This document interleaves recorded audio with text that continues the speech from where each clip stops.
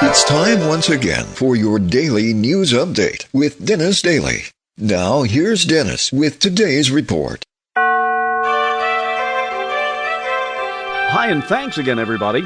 Tens of thousands of people, particularly on America's East Coast, are snowed in, having to shovel out their car just to get to the nearest street to do some last-minute Christmas shopping. I asked longtime forecaster Carrie Dean if this kind of storm is becoming a rare event. Well, it's not that rare an event. We have been lucky, I guess, if you want to put it that way, over the last several years.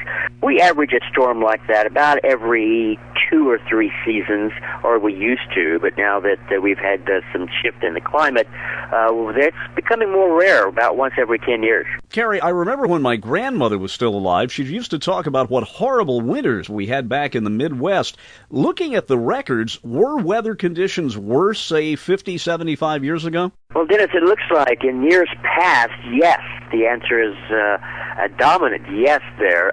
We've had much more snowfall, much colder winters across the United States in the past. Now, we're in a period right now where it's rather chilly across a great deal of the country, and some people are saying, what, climate change? But it's certainly out there. We just happen to be in one of those chilly spells before Christmas this year. Can we draw any conclusions about what spring will eventually be like? Generally, weather comes in cycles, and I know we've discussed this many times.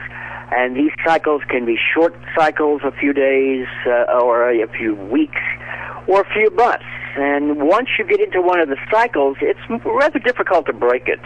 So if you have a cold start to a winter, it's probably going to be a cold winter, because breaking that cycle is going to be difficult and it's going to take some time. So changing cycles is actually a rather difficult thing to predict. So with it cold right now, it looks like we're going to have a rather cold winter going into the season the way it looks. Carrie Dean, thank you. If you're driving, drive with extreme care. I'm Dennis Daily with your Daily News Update.